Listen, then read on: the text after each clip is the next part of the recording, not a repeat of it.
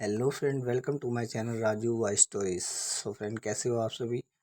हाजिर है हम अपनी एक नई कहानी के साथ। तो चलिए आज की हम अपनी कहानी शुरू करते हैं। बहन की शादी को 12 साल हो चुके थे।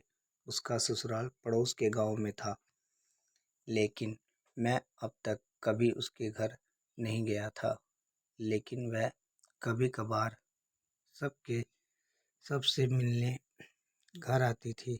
एक दिन मेरी पत्नी ने मुझसे कहा कि तुम्हारी बहन जब भी आती है तो उसके बच्चे पूरे घर पर कब्जा कर लेते हैं और बहुत परेशान करते हैं। पूरे घर में सामान फैला देते हैं। खर्चा तो दोगुना बढ़ जाता है। तुम्हारी माँ तो चोरी चुपके उससे उसे साबुन, वॉशिंग पाउडर, चावल और दाल ये सब चीज़ें देती है। यह सब सुनकर मुझे बहुत गुस्सा आया। मैं मुश्किल से घर का खर्चा चला पाता हूँ और मेरी माँ मेरी बहन को सब कुछ दे देती है। एक बार बहन घर आई थी, तभी उसके बेटे ने टीवी का रिमोट तोड़ दिया। मुझे गुस्सा आ गया और मैंने अपनी माँ से कहा कि दीदी को ऐसे बार बार घर नहीं आना चाहिए, बस दिवाली पर ही आया करे और जो तुम झोला भर के सामान देती हो वह भी बंद कर दो। माँ ने कुछ नहीं कहा, पर बहन ने सब सुन लिया था, लेकिन वह भी कुछ नहीं बोली। 4 बजे चुके थे।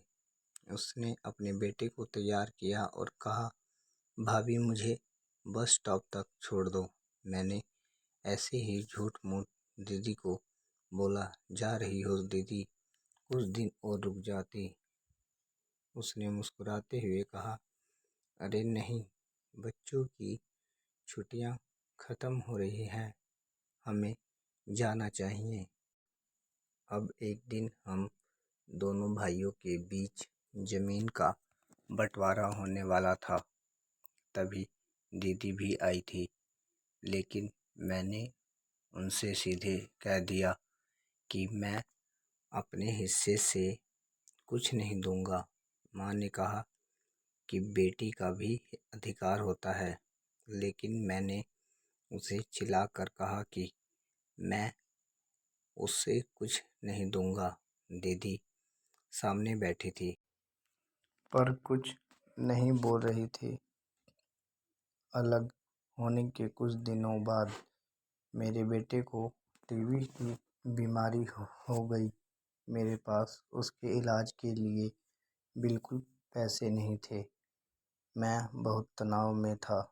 ऐसे ही एक दिन मेरी बहन घर आई और मेरे पास बैठ गई।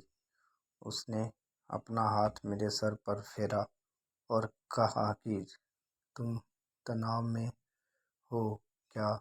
मैं तुम्हारी बड़ी बहन हूँ। मैंने तुम्हें बचपन से पाला है, तुम्हें जानती हूँ मैं, और तुम मुझसे भी ज़्यादा बड़े दिखते हो। उसने अपने हाथों से सोने की चूड़ियाँ निकाली और मेरे हाथों में दे दी। उसने कहा कि तुम पागल हो, तुम ऐसे ही टेंशन ले रहे हो। यह चूड़ियाँ लो और अपने बच्चे का इलाज करो। वह धीरे से बोली, चूड़ी के बारे में किसी को मत बताना, तुम्हें मेरी कसम है। उसने फिर से अपना हाथ मेरे सिर पर फेरा दिया। उसने मुझे 1000 रुपये दिए। उसमें 50 और 100 के नोट थे। शायद उसने अपने बचत जमा किए होंगे। यह पैसे जेब में रखते हुए बोली कि बच्चों को जो चाहिए ले लो और इस तरह टेंशन लेकर मत बैठो। चलो, मुझे अभी जाना है। बच्चे स्कूल गए थे, इसलिए सोचा जल्दी जाकर भाई को मिल कर आऊँ, इसलिए आ गई। तभी मेरा ध्यान दीदी के पैरों पर गया। उसने टूटी हुई चप्पल पहन रखी थी और पुराना दुपट्टा पहना था। वह जब भी घर आती थी उसके कंधे पर हमेशा वही दुपट्टा रहता था।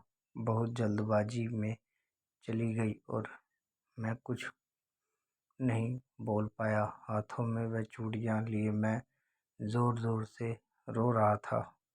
हम भाई कितने स्वार्थी होते हैं, ना पल भर में बहन को पराया कर देते हैं और बहनें अपने भाई का जरा सा भी दर्द बर्दाश्त नहीं कर पाती। उसके घर में वह कई समस्याओं का सामना करती हैं। दोस्तों, हमें थोड़ा समय देकर अपनी बहन से हाल चाल पूछना चाहिए। बस एक पल के लिए मुस्कुराएंगे, उतना ही काफ़ी है। उन्हें हमसे और कुछ नहीं चाहिए होता। वह सब सच है। किसी ने कहा है कि एक बहन दूसरी माँ होती है।